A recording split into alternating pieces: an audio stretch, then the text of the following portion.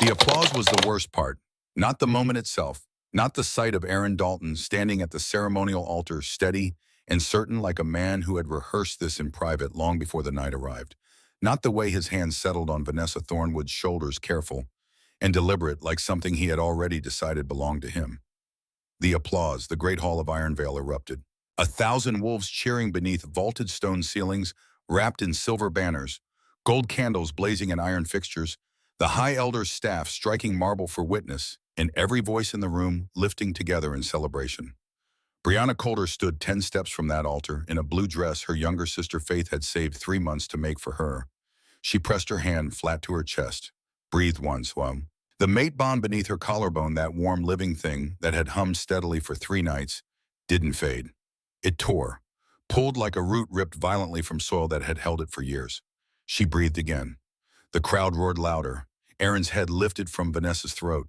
His eyes found Brianna's for exactly 2 seconds. There was something in them. Not nothing.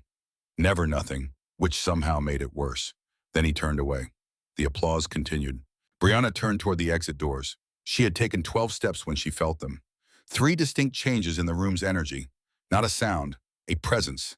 Heavy, deliberate, moving toward her. She stopped. She turned. 3 men were rising from the eastern gallery. This was supposed to be the night she was chosen. Instead, it became the night the world learned what she was worth. 48 hours before the ceremony, Brianna Coulter stood in the middle of the small bedroom she shared with her younger sister, turning slowly in front of a mirror that was slightly too short and leaning slightly too far to the right. The dress was deep blue, hand-stitched at the collar with tiny silver thread, fitted through the waist flowing gently below. It was the kind of dress that did not announce itself loudly. It simply made the person wearing it feel worth looking at. Faith Parker stood behind her, fingers pressed together, waiting with the particular expression of someone who had worked very hard on something and was terrified to ask if it was enough. Brianna studied the hem. The left side was a slightly different shade of blue. Just a degree or two off. Different thread. You would only notice if you were looking. She was always looking. She said nothing about it. She loved it more for that small imperfection. It meant Faith had gotten to the end of one spool and refused to stop, refused to leave it unfinished. That was so entirely her sister that Brianna had to breathe slowly so the feeling in her chest would not become something visible. "It fits perfectly," Brianna said. Faith let out a breath she had been holding for what seemed like the entire afternoon. "I was so worried about the waist. I measured twice, but I kept second-guessing." "Faith, yes, it's perfect." Faith smiled so widely that Brianna had to look away before she smiled back just as wide, which was not the composed, calm-faced thing she had been practicing for 2 days. They lived on the outer edge of Ironvale territory. Their house was small, 2 bedrooms, a kitchen with a window that let in good morning light, and a porch that had been repaired so many times it had stopped looking like one thing and started looking like a record of every repair. They were not a pack family of standing. Their mother had passed when Faith was small. Their father had left before that. What they had built between the two of them, carefully, without asking anyone for more than what could be earned. Brianna had grown up understanding something that people who grew up with pack status never had to learn. Wanting something too loudly was the same as handing it the power to destroy you. So she kept her wants quiet, kept her hope close to her chest, showed the world a calm face, and filed everything difficult away in a private place where it could not be used against her. Faith did not have that problem. Faith felt everything at full volume and saw no reason not to. "Do you think tonight he'll finally—" Brianna stopped her gently but immediately. "Don't say it out loud." Faith closed her mouth, tilted her head. "Why not?" "Because if you say it out loud and it doesn't happen, it will hurt twice. Once for the thing, once for the saying." Faith was quiet for a moment. Then softly, "And if it does happen?" Brianna turned back to the mirror, smoothed the skirt with both hands. "Then it will have been worth the quiet." The bond had ignited 3 nights before. Brianna had been running the tree line at the eastern edge of the territory, something she did when the weight of the world needed somewhere to go. The dark was full and cool, the copper moon hanging low over the ridge, and the forest had that particular stillness it got in the deep of night when even the animals slowed. Aaron Dalton had been there, not as the Alpha King, not in any formal capacity, just a man running the same tree line for what felt like the same reason. She had smelled him before she saw him. Warm cedar, clean wolf. The faint trace of iron that came from carrying authority long enough that it worked its way into the skin. They had both stopped at the same moment. She remembered that clearly. Neither of them surprised exactly, more like recognized. The bond ignited the way the old stories described it, like something clicking into place that had been slightly wrong before. Not dramatic, not a crash, just a quiet, complete settling. The feeling of a thing becoming what it was always supposed to be. He had reached for her hand in the dark. She had let him. His voice had been low and certain. Stay close to me tomorrow night. She had believed him completely. That was the part she would think about later, in the silence after everything broke. Not that she had trusted him, not that she had hoped, that she had believed him completely. No reservation, no hedge. Full open belief in the words of a man who had held her hand in the dark and looked at her like she was something he had been searching for. She should have known. People who hold your hand in dark places and make promises are often the same people who step into the light and behave as though the dark never happened. But she hadn't known yet. Not then. Then she had simply believed him. And the believing had been warm, and she had carried it home like something precious. The morning of the ceremony came with noise and light. The pack stirred early, families in their best clothes moving toward the Great Hall district, children running ahead of their parents. The air thick with anticipation, which for wolves had a particular quality. Electric, slightly sweet. Shot through with the territorial markers of 100 families excited in the same direction. Brianna was in the communal courtyard when Gabriela Martinez found her. Gabriela was one of the pack's long-standing members, a woman of warm eyes and careful observation who had known Brianna since before Faith was born. She had the quality of someone who noticed things and held them without judgment. She studied Brianna for a moment. "You are not nervous," she said.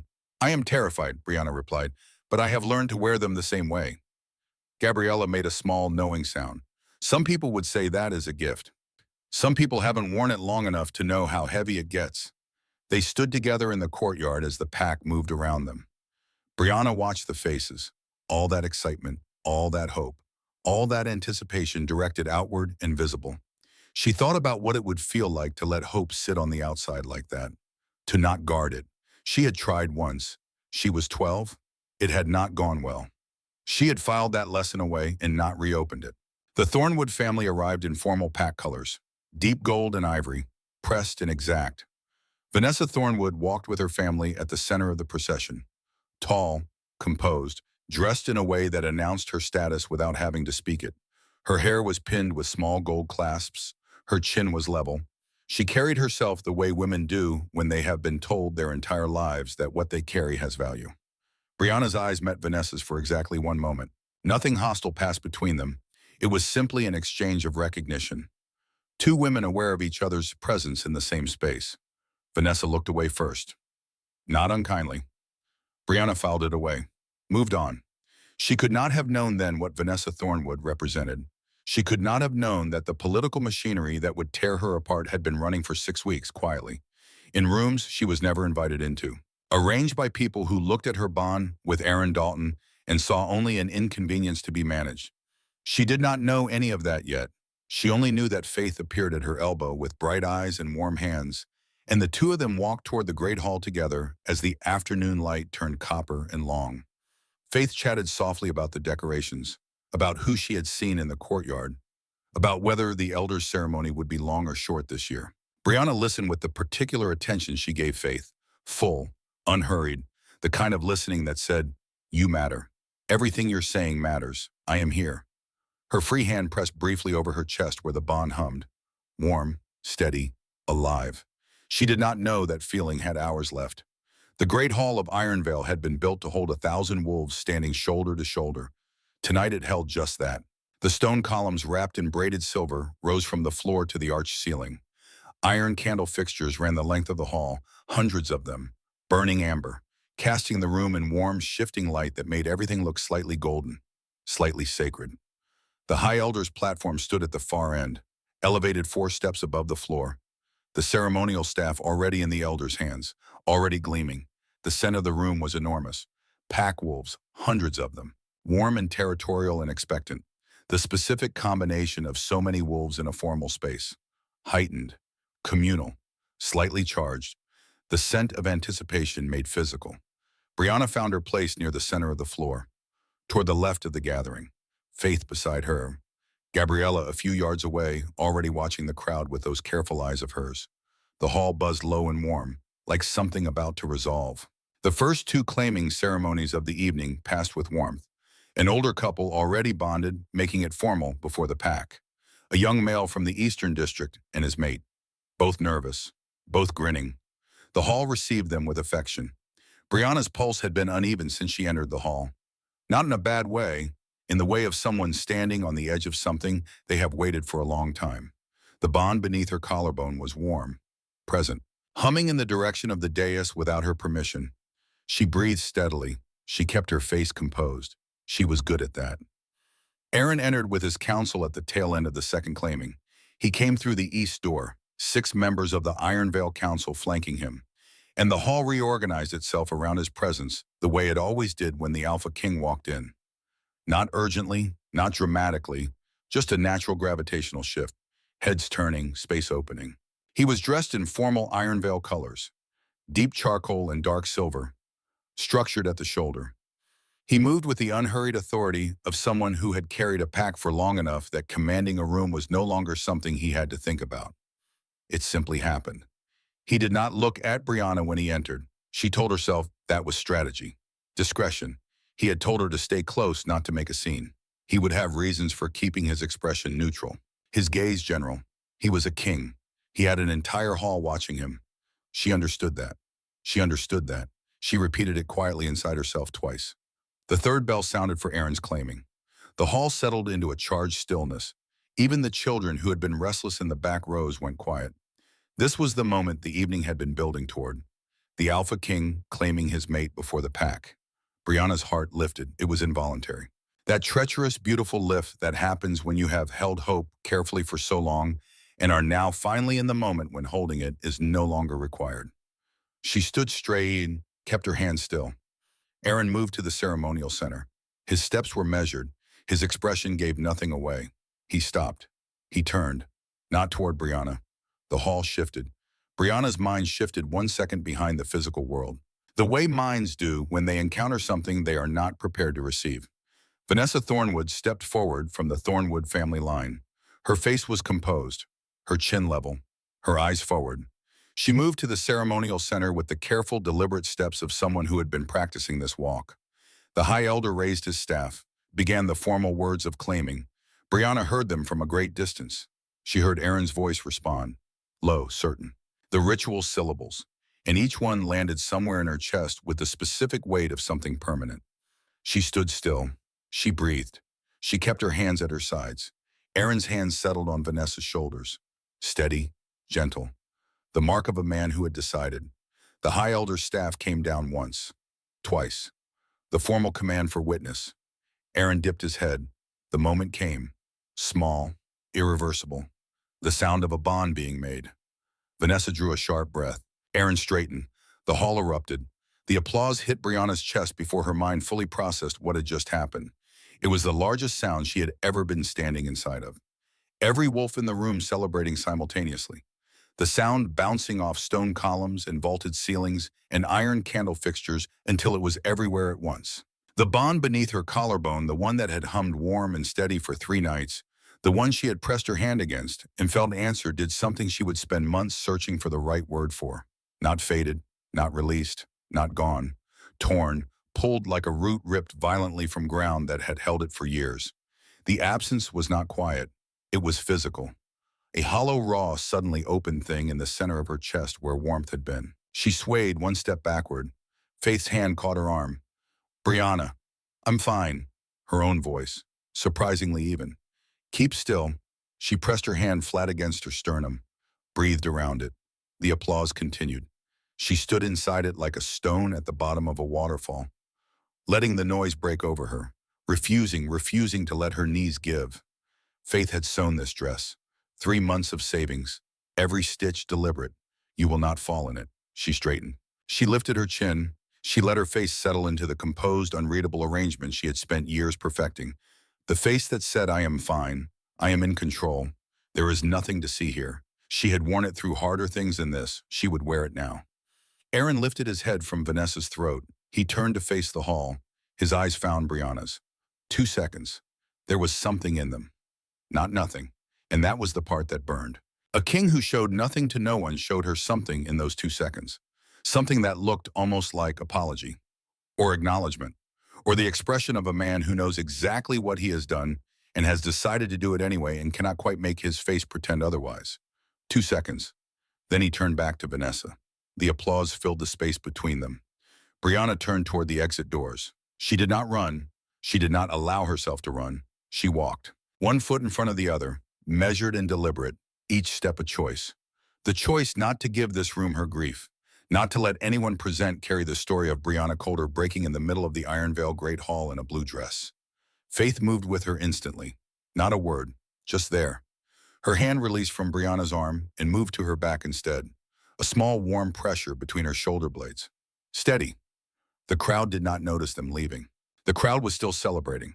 The High Elder's staff rang again. Somewhere behind them, Aaron was being presented with his mate before the assembled pack. Brianna walked. She had taken 12 steps when she felt it.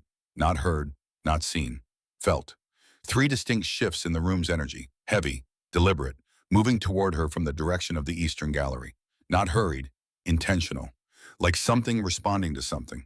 Her feet stopped before she decided to stop. Every instinct she had went alert.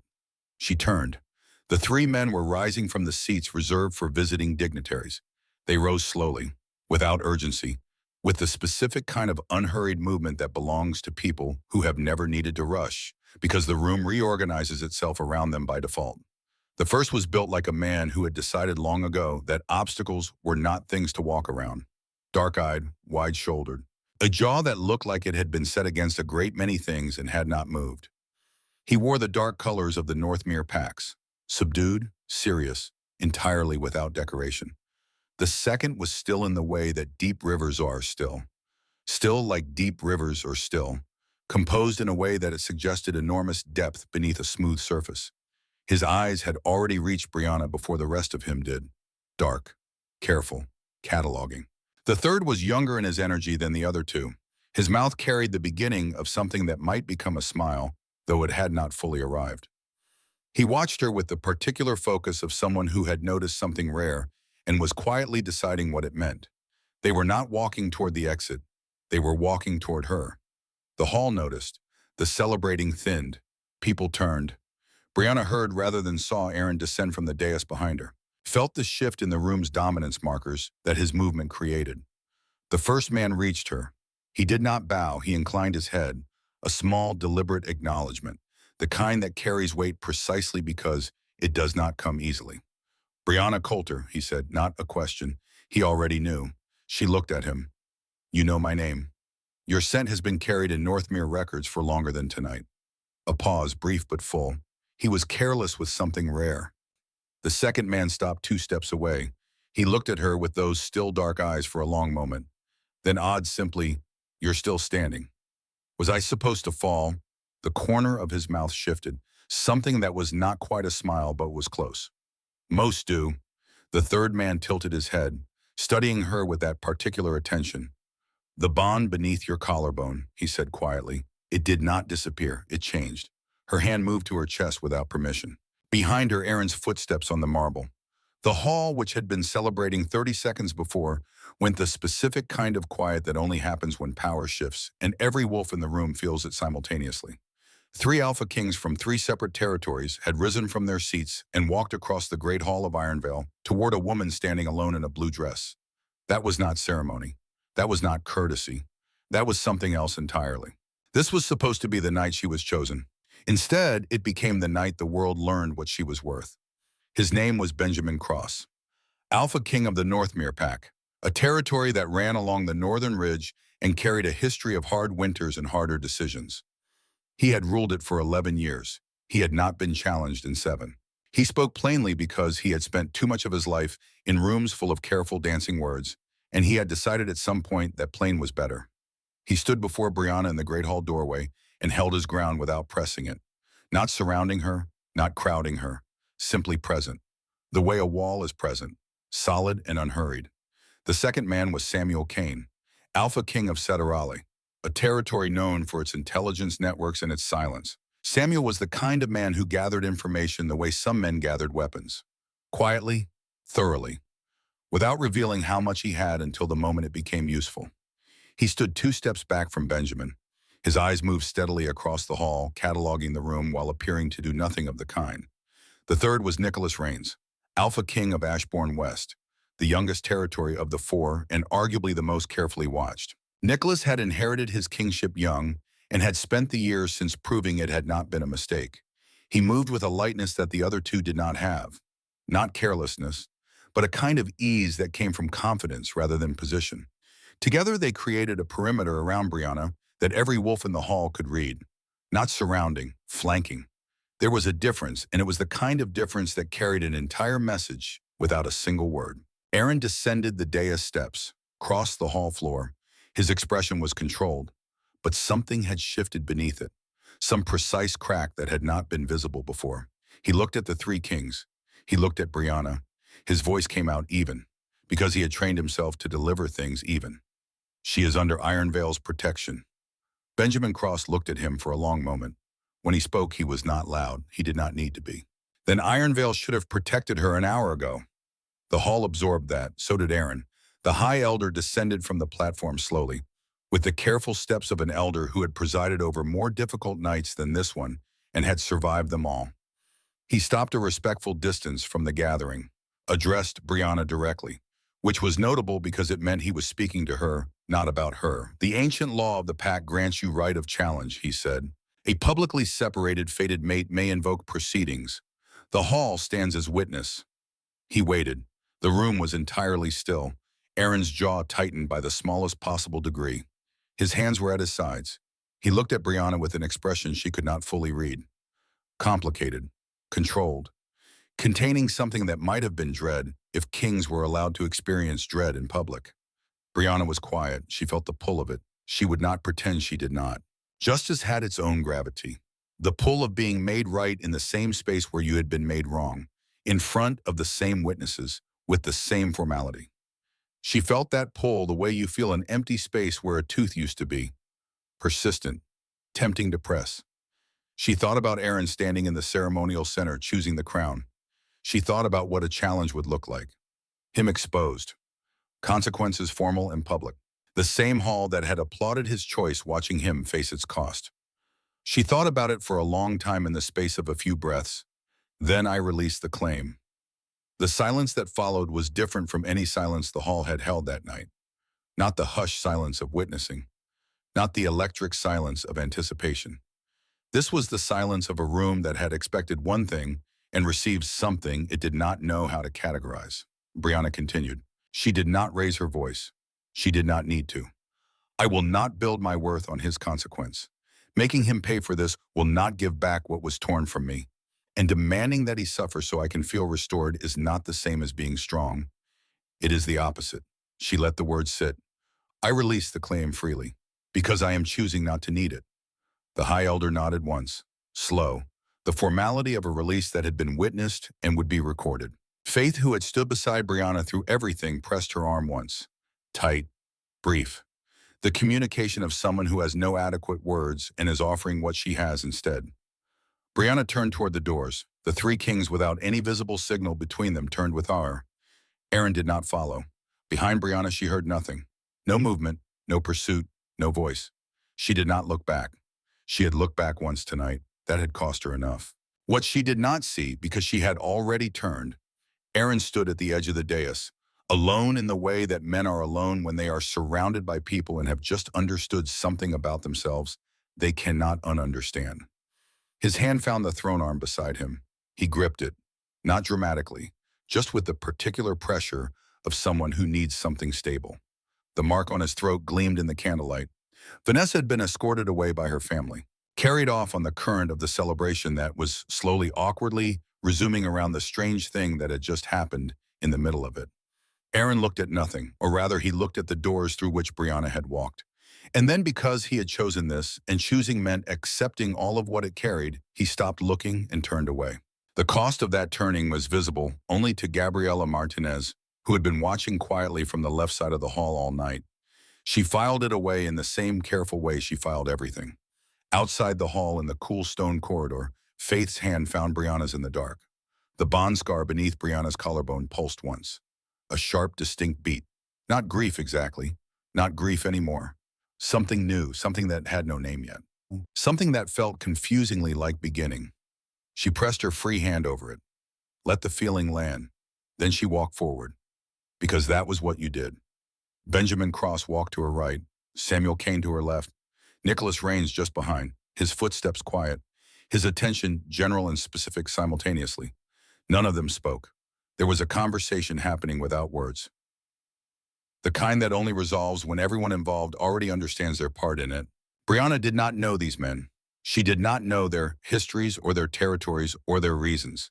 She only knew that they had risen when she walked out, and that a man who had chosen differently had not. She would not confuse that for certainty. She had been certain once tonight. She would not do it again quickly, but she filed it away. The way she filed everything, carefully, in the place where she put the things that might matter. Benjamin arranged lodging quietly. No announcement. No ceremony around it. Simply quarters in the Northmere delegation's wing. Ready before Brianna had even fully decided to accept them. Clean rooms. 2 beds. A window that looked out over the lower territory. And a fire that had already been lit when they arrived.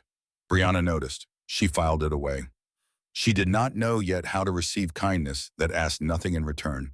She had received kindness before, but it had almost always come attached to something. An expectation, a reminder, a slow-building debt.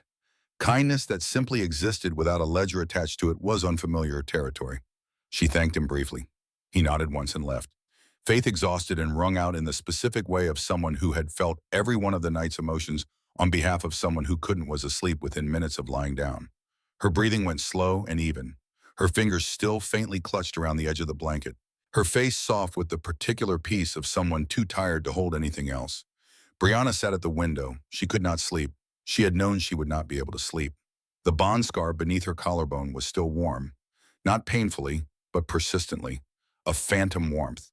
The kind that comes from a wound that has closed but remembers what it was before. She pressed her hand over it and felt it pulse under her palm, slow and low. Like something very far away still trying to reach her. She thought about 3 nights ago, on the tree line, the copper moon, Aaron's hand in the dark. She thought about the 2 seconds in the great hall when his eyes had found hers and shown her something real, something genuine, something he had clearly decided in advance not to let himself show for more than 2 seconds before composure came back down. She thought he knew. He had known at the tree line. He had already made his decision, or already been told what his decision would need to be, and he had still taken her hand and said, "Stay close." She sat with that for a long time. The knock came just before dawn. 3 quiet raps on the door, not urgent, not casual. The specific knock of someone who does not want to startle anyone, but is not willing to wait until morning. Samuel Kane. He waited in the doorway until she stepped back to let him in. He entered the room the way he did everything, with minimal movement, maximum awareness, his eyes moving across the space in one clean sweep before returning to her. He did not sit, he stood near the window, and he did not bring comfort. He brought information. Samuel was the kind of man who understood that comfort, while sometimes useful, was not always what a situation required, and that the more respectful thing was to offer honesty and let the person decide what to do with it. My network intercepted a communication, he said, dated 6 weeks ago, between members of the Ironvale Council and the Thornwood family. He paused. The alliance was arranged before the ceremony. Aaron's council presented it as the condition of the coalition's continued support. Brianna was quiet. Samuel continued. The threat was dissolution of the Pact's southern alliances, loss of trade routes, possible territorial challenge. They gave him the choice of the bond or the crown, and they gave him 3 days to decide. He stopped. He chose the crown. She heard her own voice, steady, factual. He chose the crown. He believed, according to the correspondence, that you were resilient enough to survive it. Brianna let that land, let it settle into the shape of what it was. He was wrong, she said finally, about what surviving would cost. Samuel nodded. He did not try to soften it. He simply acknowledged it, which was what she needed. Not to have the difficulty managed, but to have it seen. They stood in the quiet for a moment. Outside, the territory was beginning to move into early morning. The faint sounds of a pack community waking, distant and indistinct through the window glass. Why are you telling me this? She asked. Because you have a right to the full picture, he said. What was done to you was not entirely impulse. It was arranged, calculated, and the people who arranged it are not done. She turned to look at him. What do you mean, not done? And that was when she saw it. Her eyes moved past Samuel to the small table near the door. A table that had been clear when she sat down at the window. One of her belongings had been moved. A small item, personal, that she had set on the opposite side of the room when they arrived. Now it was on the table near the door. Not fallen, not shifted, accidentally. Placed. Her whole body went still in the particular way of someone whose animal instincts have registered a threat before the rest of them has caught up. Samuel saw her go still. His expression sharpened immediately. Not alarmed, but alert. The way a man with a long history of intelligence work goes alert when the pattern he has been watching becomes concrete. Someone was in here, she said. Yes. He was already moving, not urgently, not in panic, but with the efficient certainty of someone moving through a protocol. He crossed to the door, looked into the corridor, came back. This wasn't burglary. Nothing was missing. Someone wanted her to know they could reach her. A pause. Deliberate. Someone wanted you to know they could reach you. She looked at the moved object for a long moment. Her mind was working quickly, sorting what she knew from what she didn't. The ceremony, the release of the claim, the Three Kings Rising, the communications Samuel had intercepted. They targeted me specifically, she said. Yes. Why I'm not politically significant. I have no pact standing, no alliances. No, your family name, Samuel said. He stopped, chose his next words carefully. Brianna, the Coulter line appears in territorial records that predate the current four kingdoms. Ancient documents. Your bloodline is not common pack origin. It is something older. She looked at him. What does that mean? It means someone else already knows, and they are afraid of what happens when you find out. In a separate wing of the Ironvale Palace, Nicholas Rains had spent the night doing what Nicholas did best, moving through spaces and gathering information without appearing to do either. He had a way of being in rooms without drawing attention, of asking questions that sounded like small talk, of being pleasant and light and entirely unassuming while his mind ran at a speed his expression never revealed. By the time the sky began to light, he had confirmed Samuel's finding about the bloodline through a secondary source, an old territorial archivist who had been startled by Nicholas's precise questions and had been talked very smoothly out of asking why a visiting Alpha King was in the records room at 4 a.m.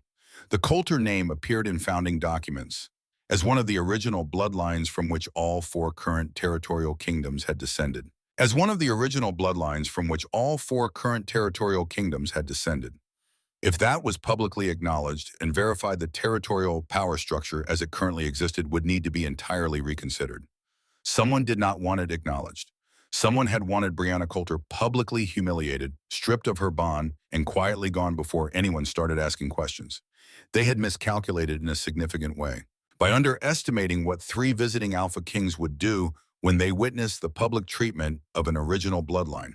Benjamin found Brianna in the corridor outside her room just after dawn, standing in the gray morning light, hands at her sides, doing the private internal work of someone who has received a great deal of difficult information and is deciding what to do with it. He did not ask her questions. He did not offer analysis. He simply stopped beside her in the corridor. And then, without announcement, without making a point of it, he positioned himself between her and the open end of the hallway, the direction from which any approach would come. It was instinctive. His body had made the decision before anything else had. She noticed. She always noticed. I don't need guarding, she said. He looked at her with those dark, steady eyes. I know. A pause. I'm not guarding you. I'm choosing where I stand. She looked at him for a moment. Then she looked at the corridor, then at the gray light coming through the window at the end of it. They knew about the bloodline, she said, before tonight. They've known for a while. Yes. They wanted me removed before I found out. Yes. And they used Aaron's counsel to do it. Pressured him into the claiming. Benjamin was quiet for a moment. Then he still chose it. Pressure does not remove choice. She nodded slowly. That was the honest thing. Pressure existed. And choice existed. And the one did not cancel the other. He had been given a hard choice. He had made it. Both of those things were true simultaneously. What happens now? She asked. Benjamin looked out the window at the gray territory beyond the glass. Now we find out who sent the message in your room, and we decide what to do when we do. Brianna pressed her hand once more against the bond scar, felt it pulse. Pain was data she had told herself at the window in the dark. She was beginning to understand that survival was not the same as living. and that the difference between them was whether you used what you survived to move towards something or simply used it to stay away from more pain. She pressed her hand against her chest and felt the scar pulse once more. Something with no name yet. Something that was not grief. Something that was beginning. By the following morning, the entire territory knew. The pack ran on information the way other communities ran on water. Constantly, in every direction, without stopping, and the information running through Iron Veil's veins that morning was specific. Brianna Coulter had stood 10 steps from the ceremony altar. The three Alpha Kings had risen from their seats and followed her out. She had released the claim voluntarily before witnesses. She was being housed in the Northmere delegation wing. The territory did not know what to do with this. It had no precedent for it. The pack was built on clear structures: rank, claim, alliance, territory. And what had happened the night before did not fit neatly into any of those, so it did what communities do when they encounter something that does not fit. It talked, loudly, in every direction, arriving at no consensus. The market square was the center of the territory's daily movement. Stalls, exchange, the informal passing of news and opinion that kept a pack's social fabric woven. By mid-morning it was full, and it was charged. Brianna walked into it with her chin level. She had considered not going for approximately 30 seconds. Then she had decided that hiding was not a position, and that the person who had moved her belonging in the dark was counting on her being invisible, and that the most contrary thing she could do was be entirely visible. Faith had offered to come. Brianna had asked her to stay back. This was not a thing that required an audience for Brianna. It required the opposite. She needed to walk into that square alone and do it cleanly. She was not alone, as it turned out. Benjamin was already in the square when she arrived, moving through the stalls with the particular understated presence he had, which somehow took up more space than men who actively tried to fill rooms. Samuel was near the eastern entrance, Nicholas near the western, none of them walking together, none of them drawing attention to themselves. And yet they were absolutely unmistakably arranged in the space. Aaron was also present, across the square from Brianna, standing with members of his council, dressed in Iron Veil formal. His presence in the square on this specific morning was a political statement in itself. Absence would have read as guilt, as disorder, as a king retreating from his own territory. He had to be here. He could not look at her directly. She could feel that even from across the crowd. The deliberate way his attention moved consistently in directions that were not hers. She moved through the stalls, bought nothing, was buying nothing. Her presence here was the entire point of her presence here. The first voice came from her left. Coulter. She turned. A man she did not know well, a mid-rank pack member, the kind whose name you knew without knowing anything else about them. His expression was not friendly. You destabilized the claiming, he said. Others around him nodded, a ripple of agreement. Across the square, Brianna felt the three kings' attention sharpen without moving. I released a claim that was made against me, she said. Even, factual, without being asked to, without a challenge, freely. You embarrassed the Alpha King before 4 territories. She looked at him directly. The Alpha King's choices created the situation. I only walked through it. A second voice from somewhere she couldn't place. The fracture point. Those 2 words again, the same language as the note in her room. Not an accident. Someone had seeded this phrase into the pack's vocabulary deliberately, and it was spreading the way prepared phrases spread, quickly, naturally, as though everyone had arrived at it independently. Brianna felt it, the calculation of it. Someone had prepared for this morning. If I am your fracture point, Earth point, she said, and her voice was quiet and caring simultaneously, which was a trick you learned when you had grown up needing to be heard in rooms that were not designed for you. Then understand something about fractures. They cut in every direction, and the line I am standing on is not behind you. It is beside you. The square shifted, not dramatically, not immediately, but something changed in the air. The particular change of a crowd that has been building towards something and has suddenly been offered a different direction to build toward. And then Aaron stepped forward. He crossed the square in Brianna's direction with measured steps. And when he reached her side, he did not announce himself, did not make a speech, did not explain his reasoning to anyone present. He simply stopped beside her and let the dominance of his position extend outward around them both. Not aggressive, not performative, just present. Just the specific signal that a king gives when he is choosing a position. The crowd went still. The 2 voices that had been speaking went silent. Brianna did not look at him. She kept her eyes on the square. She was aware of him in the way you are aware of a heat source peripherally, completely, without needing to look directly. She felt the mark on his throat without seeing it. She did not need to see it. She had memorized its location the night before. The crowd began to ease. The fracture point voices thinned. The square continued its ordinary movement with a slightly different quality to it, recalibrated. And then the sound was small. A displacement of air that a human would not have noticed. Brianna's wolf instincts processed it before her conscious mind did. The specific trajectory of something moving fast and purposefully from a high point, aimed at a target below. The target was not her. Aaron was a step to her right and slightly forward. The angle of the rooftop, the angle of the trajectory, the point where they converged. She had approximately 1 second. She moved. Her shoulder connected with Aaron's arm. She pushed hard. The arrow that had been moving toward the center of his back changed trajectory by the exact necessary distance. It caught her shoulder instead. Busted not deeply. A graze, a furrow through the outer muscle. Burning and immediate. She hit the ground. In the same half second, Aaron caught her. His arm came around, and she didn't land fully. Didn't hit the stone. Was held instead in a grip that was absolute and instinctive and completely without thought. The square erupted. Benjamin and Nicholas were moving, outward, up toward the building's roofline, in the specific direction that two men move when they have already identified the source and are going to it. Samuel was barking instructions to the people closest to him, clearing the immediate area, organizing the response with the efficiency of someone who does not need to pause to think about what comes next. Aaron had not let go of Brianna. He was holding her against his chest in the middle of the market square, and his voice was fractured in a way she had not heard from him before. Unguarded. Genuine. The voice of a man whose composure has been taken from him by something his body did before his mind could intervene. "You don't get to do that," he said. She looked up at him. His face was very close. The mark on his throat caught the light. She saw it. He saw her see it. Something moved through his expression. Unhidden. Shame.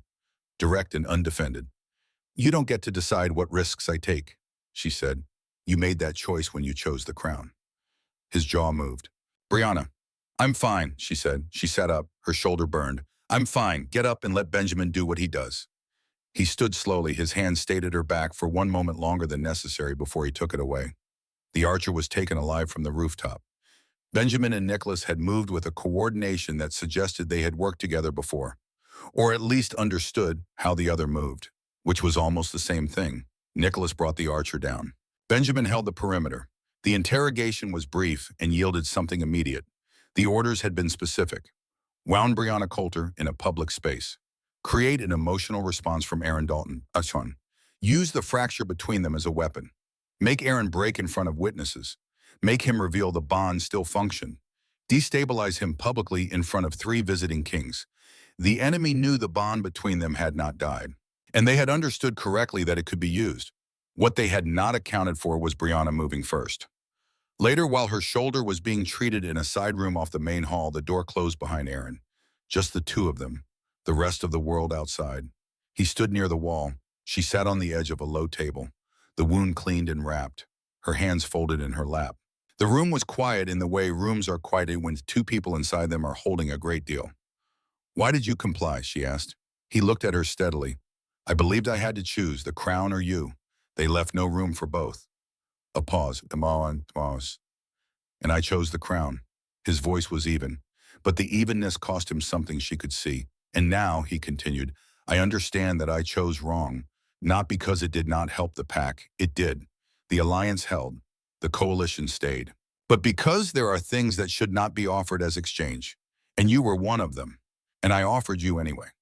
She looked at him for a long moment. She looked at the mark on his throat. She looked at his hand still at his sides, at his face, which was doing something very careful and very human simultaneously. She saw a man who had not slept, a man carrying the specific weight of a kingdom, plus the additional weight of knowing he had caused pain that was not required. She saw the architecture of his shame, not performed, not strategic, real. It did not excuse it. She was not going to let him think it did. "Consistency," she said quietly. "Not words. What you say in this room is easy. I have heard easy words in dark corridors before. Consistency is what I need." He nodded, slow. "Then watch me." The room was quiet again for a moment. She looked at her wrapped shoulder, then at the door. then at him. Start by going back to the square and making it clear to your pack that I am not the fracture point. I am the line they need to get behind. He looked at her for another moment. Then he moved to the door. His hand paused on the handle. Thank you, he said. His voice was very low. For moving. She did not answer. She did not need to. He opened the door and went. 2 days after the market square, the shoulder healed faster than it should have, faster than a human wound would, which was the gift in the given of being a wolf. By the second morning, the burn had become a dull ache, and by the second afternoon, Brianna was moving freely, pressing her fingers to the wrapping periodically. Not because it hurt, but because the reminder was useful. The letter arrived mid-morning, black wax, no crest, carried by a courier who knew nothing. Had been given it by a man he did not recognize in a location he could not specify in any useful way. The courier had not been harmed. He had simply been used. Samuel took the letter first, examined the wax seal, looked at the paper, the fold, the specific way the edges had been handled. His eyes moved across all of this in the time it took most people to pick up an envelope. He handed it to Brianna. She read it herself. She had insisted on that, not being protected from information, not receiving summaries from people who had decided what she needed to know. If the letter was about her, she would read it. The words were short, direct, deliberately simple. The kind of simple that comes not from a limited vocabulary, but from someone who wants to be perfectly understood and has stripped away everything that might create ambiguity. Send the Coulter woman beyond pack borders. The coalition withdraws from the arrangement. Keep her and Iron Veil burns. She lowered the letter. The room was quiet. 5 of them present.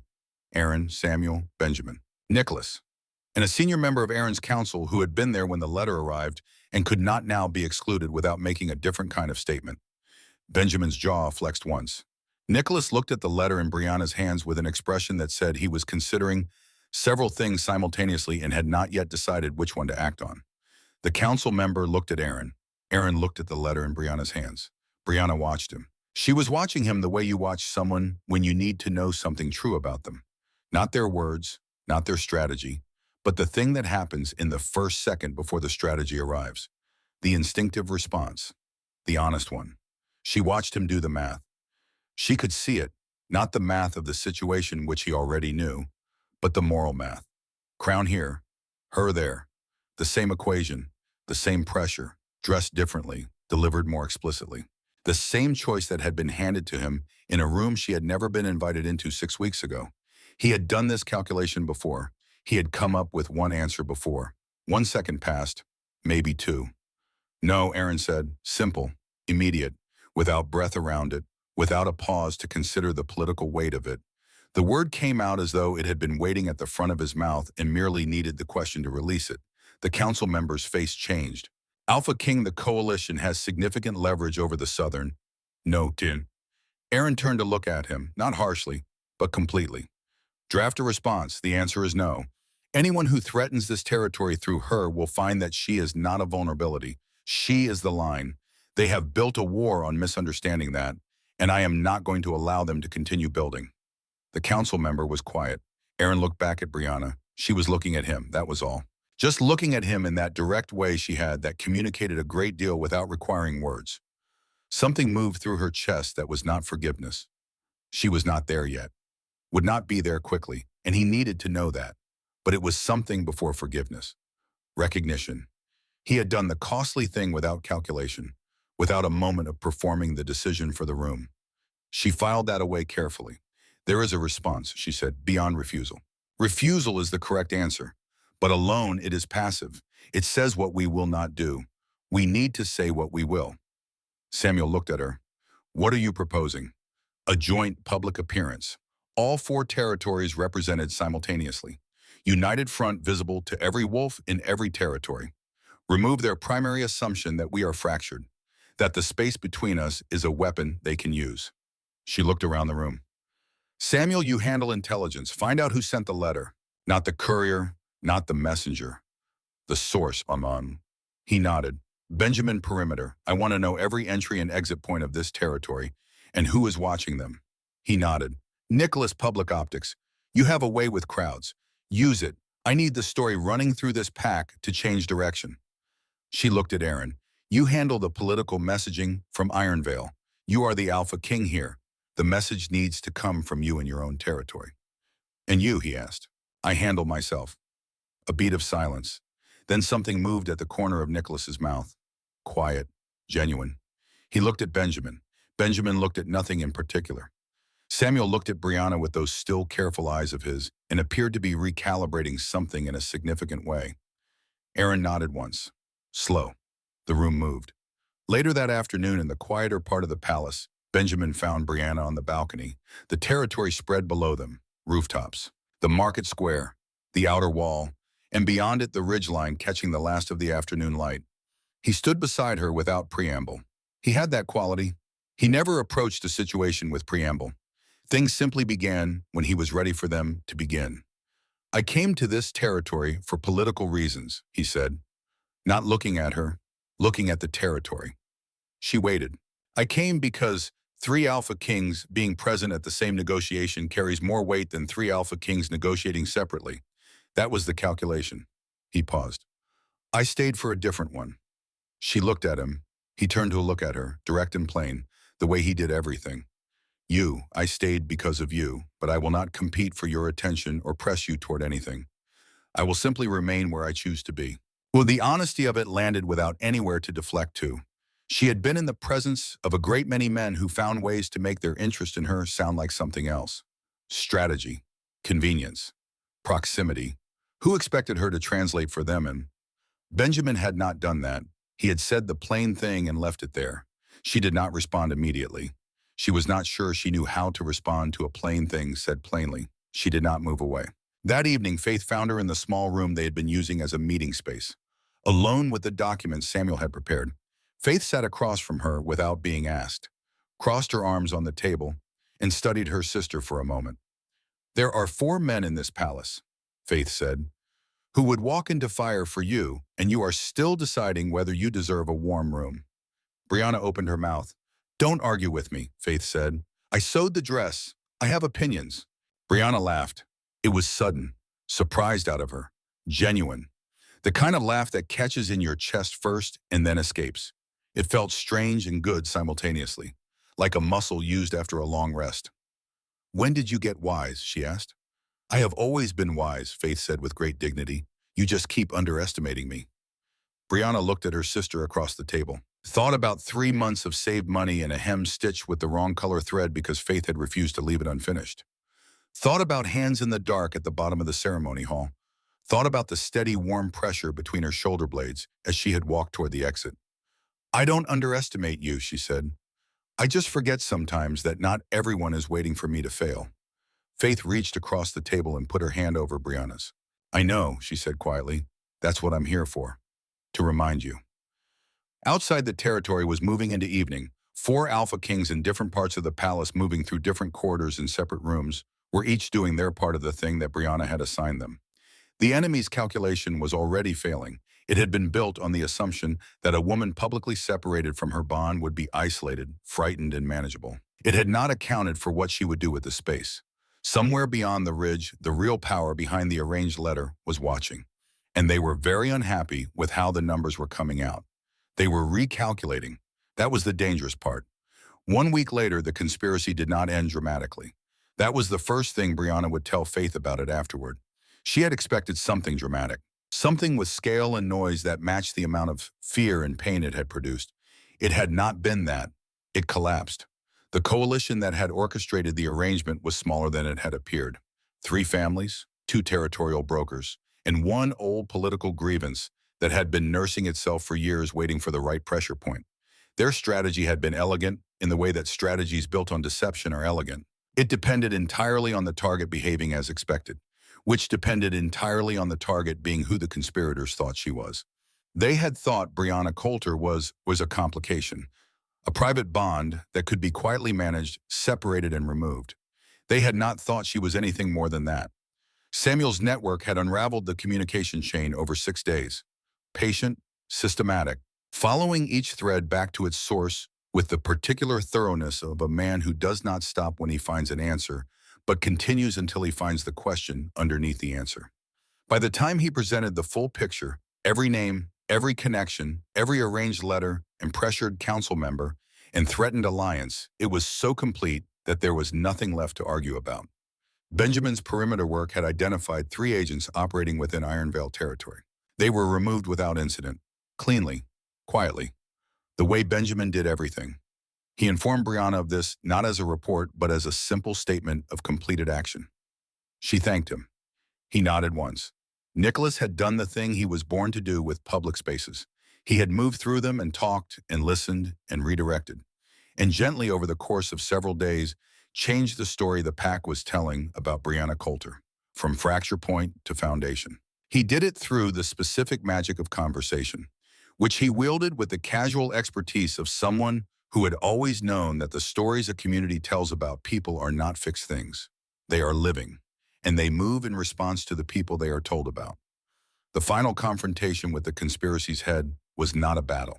It was a meeting. The leader, an older man from one of the 3 families, a man who had spent decades accumulating influence through careful arrangements, who had looked at Brianna Coulter and seen only a useful vulnerability, was presented with everything Samuel had gathered. Samuel placed one more document on the table. Audio analysis from 18 years prior. "You killed my mother," Brianna said. Quiet. Factual. The conspiracy leader's sneer faltered, just for a moment. She was asking questions about bloodlines, about founding documents. "We couldn't allow. You poisoned her because she wanted the truth." Brianna's voice didn't rise. Didn't need to. And now the truth is on record. Witnessed.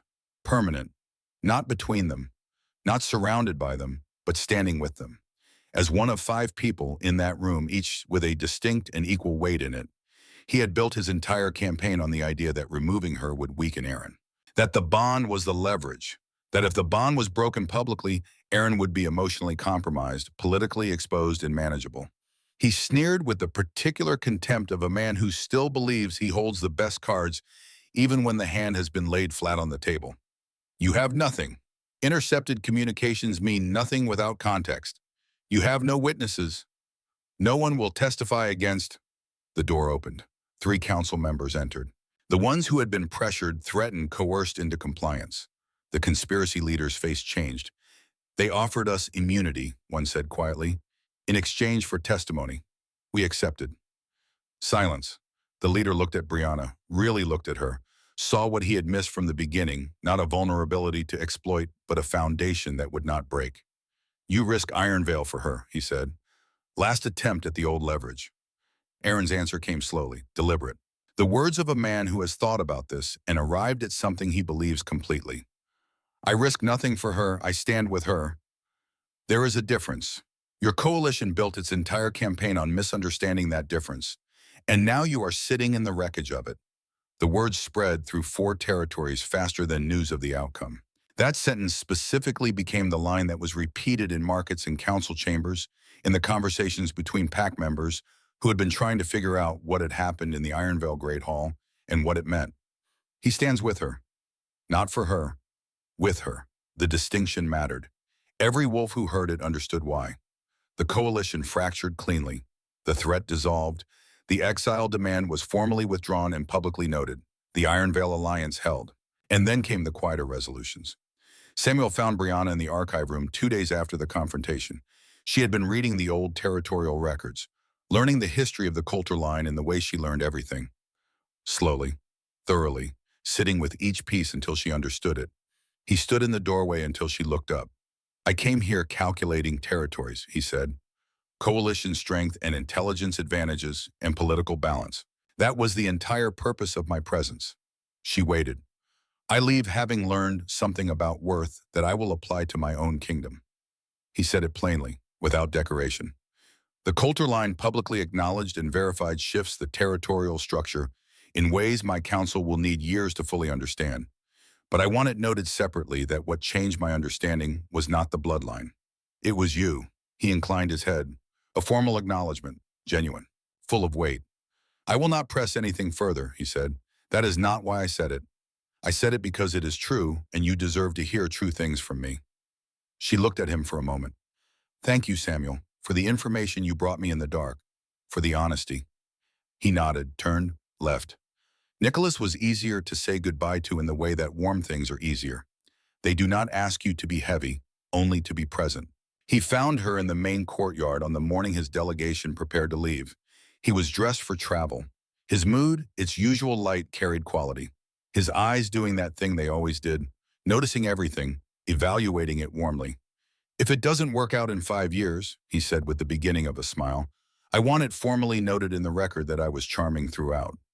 She laughed, real, sudden, surprised. It will be noted. He looked at her for a moment with something more serious underneath the warmth. You were never the fracture point, Brianna. You were the thing they were afraid would not break. There is a significant difference between those two things, and you should know that you knew it before any of us told you. He took her hand briefly. Let it go. Take care of yourself and of Faith, and don't let anyone else move your belongings without permission. His eyes glinted with that specific humor of his. She was still smiling when he left. Benjamin was not an easy goodbye. He did not come to find her. He was simply there, as he had been simply there throughout. Not announced, not drawing attention to himself, just present in the way a wall is present.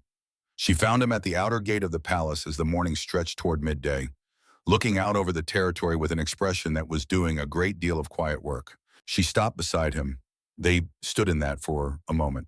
You were never the fracture point, he said. You were the foundation they were afraid of. She had heard something like this from Nicholas already, but it landed differently from Benjamin, because Benjamin said things once and meant them entirely, and she could feel the fullness of the meaning. She did not respond immediately. She did not move away. He took her hand, brief, real. I'll leave the door open, he said, not a metaphor, not a performance, a plain statement of fact. He meant it the way he meant everything, completely, without decoration. He released her hand. He walked toward the gate.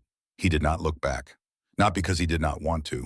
She understood now, but because he was the kind of man who, having said what he had to say, trusted her to hold it.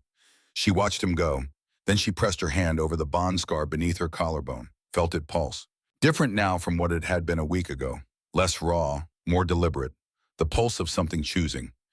Aaron found her in the small room without windows that they had been using for meetings. The one with the table and the chairs and the documents that were now resolved and cleared away. He came in and closed the door behind him. And for a moment, neither of them said anything because the room was full enough already. He did not kneel. He did not make a speech. He sat across from her at the table, simply, directly, in the way of a man who is not here to perform anything, only to say something. I have been wrong about what strength requires, he said. I believed it meant making hard choices without letting them cost you anything, without showing the I thought that was what it looked like. A pause.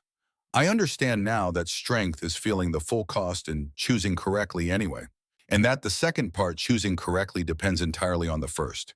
If you do not feel it, you will choose wrong. She looked at him. I felt it, he said quietly. I want you to know that.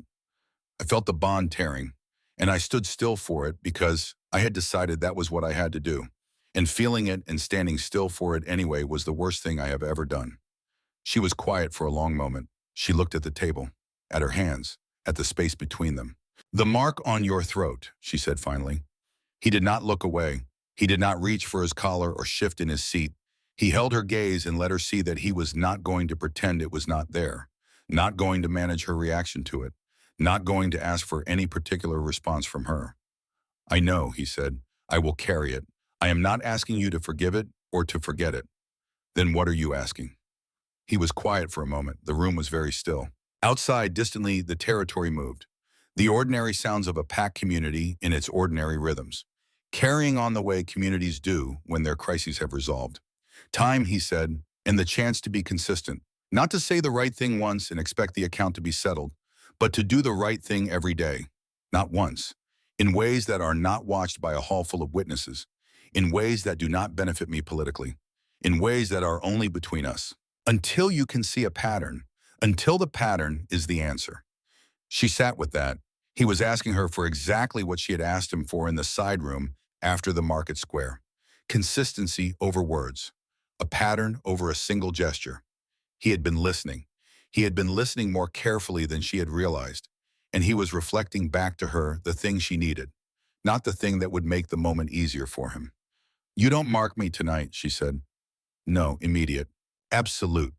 You earn it. Yes. She looked at him for another long moment.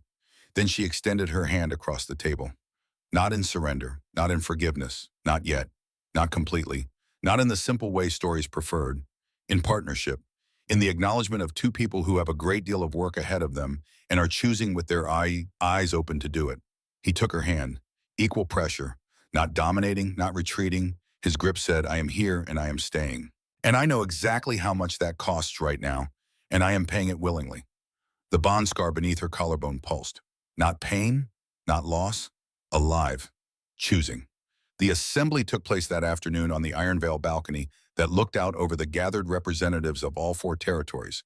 They had come, Samuel's people from Cedar Alley, Nicholas's from Ashbourne West, Benjamin's from Northmere, and they stood in the lower courtyard looking up. Behind them was the Iron Veil pack, filling the space back to the gates. Brianna stood at the railing. She had not prepared a long speech. She did not have a long speech in her. What she had was the plain truth, and she had spent her whole life learning that the plain truth spoken directly was more powerful than most things people spent enormous effort constructing. I was marked as a fracture point, she said. Her voice carried. I was separated from my bond in front of witnesses. I was targeted because someone believed my pain would make powerful men behave badly and give them the opening they needed. She let the courtyard hold that for a moment. They were wrong, not because I am remarkable, but because being discarded and refusing to disappear is something every wolf in this pack understands. You have all survived something. You have all been told at some point by someone that your pain was manageable, that your loss was a reasonable expense, that what you carried was small enough to be ignored. She looked across the faces. It is not. It never was. And standing here and refusing to be quiet about it, that is not strength. That is just the plain, ordinary courage of a person who is still here. She stopped, looked at the assembled wolves. I am not above you, I am beside you, and I am still here. The response was not what she expected. She had expected applause, the big warm crowd noise of a hall celebrating. What she got was different. It started at the front of the courtyard and moved back through the crowd, slow, deliberate, spreading like something natural. The particular bow of wolves acknowledging not authority, but earned standing, heads down briefly, not to a rank, to a person who had stood in front of something that would have leveled most people and had remained upright. In the gallery above the courtyard, Benjamin Cross inclined his head. Beside him, Samuel Kane did the same. At the end of the gallery, Nicholas Rains bowed his head with them, 3 Alpha Kings bowing. Not to Aaron, to her. The image moved through 4 territories before nightfall. That evening, Brianna and Faith sat on the outer wall of Iron Veil, watching the sun set over the territory. The light was long and copper, the same color it had been 3 nights before the ceremony, when everything had still seemed clear, when the bond had been warm and certain, and Brianna had believed in a hand held in the dark. Faith leaned her head on Brianna's shoulder. Her weight was familiar and warm and entirely right. Did you ever think it would go like this? She asked. Brianna considered the question honestly. Not the diplomatic version, not the composed version, the honest version. She thought about the dress and the hem stitched with the wrong color thread. She thought about 12 steps across the stone floor and the choice not to run. She thought about a displaced object in a dark room and Samuel's voice saying someone wanted her to know they could reach her. She thought about Benjamin saying, I'm not guarding you, I'm choosing where I stand. She thought about Aaron saying time and the chance to be consistent. No, she said. A pause. But I think I always knew it had to go through something terrible first. Faith was quiet for a moment. Then with the gentle certainty of someone who has been thinking about the important things, the dress held up. Brianna laughed, full and real and surprised and good. The dress held up. They sat together on the wall as the copper light moved off the territory and the first of the evening stars arrived. Behind them, Aaron was in the palace, giving her this quiet, not because she had asked for it, because he had understood she needed it and had chosen to offer it without being asked, which was one small step in a long series of steps. But it was the right step, and she had felt him make it. Later, not tonight, not soon, but later, she would reach for him, because she had survived the worst thing that had been done to her and had discovered in surviving it that she was not a person who needed to be chosen to have worth. She was a person whose worth had always existed, who had simply been waiting for the right circumstances to make that visible. She would choose back, not because she owed it, because she wanted to, because wanting something and choosing it freely with your eyes open, knowing the full cost, that was not the same as hoping quietly in the dark and believing a hand held in a corridor. That was different. That was better. The bond between them would not snap back like something repaired. It would settle, the way a scar settles. Stronger at the break. Permanent. Chosen. When Aaron found her later at the wall's edge, he did not reach for her first. He waited. He had learned without her having to teach it explicitly that the most powerful thing he could offer was the choice to reach back. She turned. She looked at him. She saw a man with a mark on his throat and a crown on his head and a history of one wrong choice and a commitment to 1,000 right ones. She reached for his hand. He took it.